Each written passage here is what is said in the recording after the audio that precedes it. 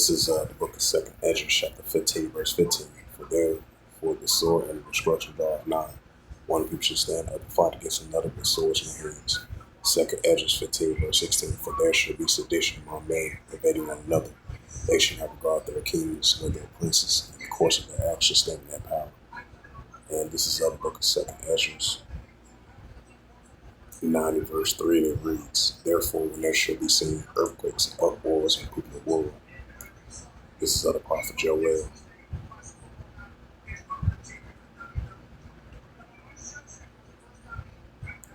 Chapter 3, verse 9. It says, Proclaim ye this amongst the Gentiles, prepare war. Wake up the mighty men. Let all the men of war draw near. Let them come up. This is of the prophet Joel. Chapter 3, verse 10. It reads, Beat your plowshares and swords and pointing hooks and spears, and let the weak stand strong. Shalom. First and foremost, I'd like to give all praises and glory and honor to Yahweh, Hashem, Yahweh Shai, Bahashem, Bakakadash, Barakathum, to the elders, Wa'akim, Akwaf, and I say Shalom.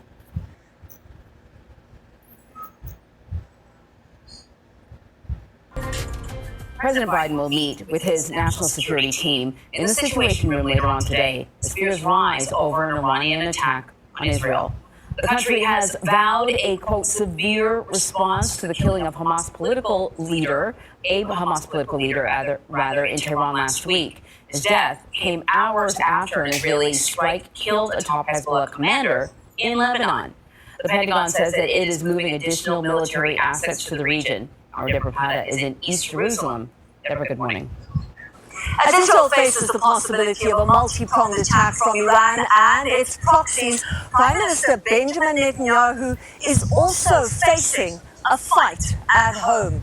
Striking a blow against peace, police clashed with protesters over the weekend in Tel Aviv, where not even the threat of an Iranian attack could keep them off the streets. They accused their prime minister of choosing escalation over a hostage deal. But Netanyahu has gone completely rogue, says former Israeli diplomat to the U.S. Alon Pincus, adding he is intent on igniting a regional war and defying President Biden. Pincus also questioned why Israel had been bombing Gaza for 10 months with its devastating civilian toll when they were capable of targeted strikes assassinating Hamas leaders.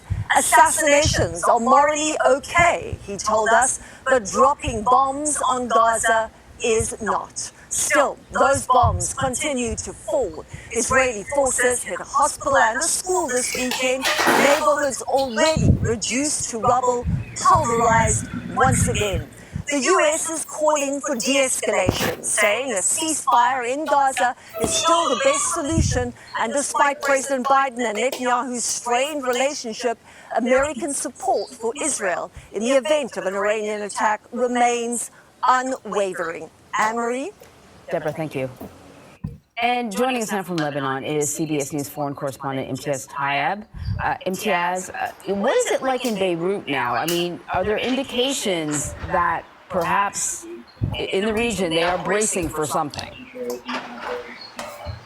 Yeah, Anne-Marie, the situation here is tense. The region is tense. You know, at the airport, there are people flooding there, desperate to get a flight out of Beirut because they're afraid whatever Hezbollah does to respond, to avenge the killing of Fuad Shukr, who was assassinated here in Beirut a week ago, that Israel will respond in kind and that it could be potentially devastating, so devastating that it could damage huge parts of this city where I am now, a city which is no stranger to Israeli strikes.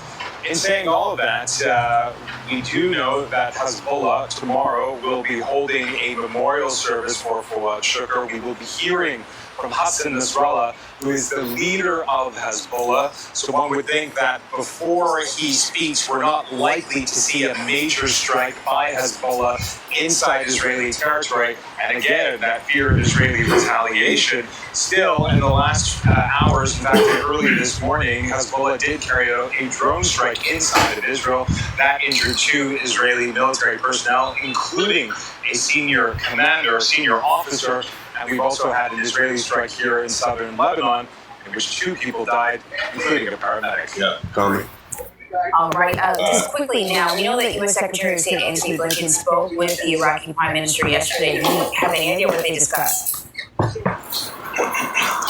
Yes, the whole thing is de-escalation, but the Iraqi Prime Minister making it very clear to Secretary Blinken, all of this would stop if Israel would end its war in Gaza. Accept that hostage release and ceasefire deal that is on the table. That is something that the Iraqi Prime Minister pressed onto Secretary Blinken as so many countries try to de-escalate the situation following that assassination in Iran of the senior Hamas political leader Ismail Haniyeh. Iran has said that they will retaliate for fear that everything could escalate into a region-wide war. As we know, Anne-Marie, that would just be absolutely devastating. It certainly would be. MTS, thank you so much. Wells Fargo just warned its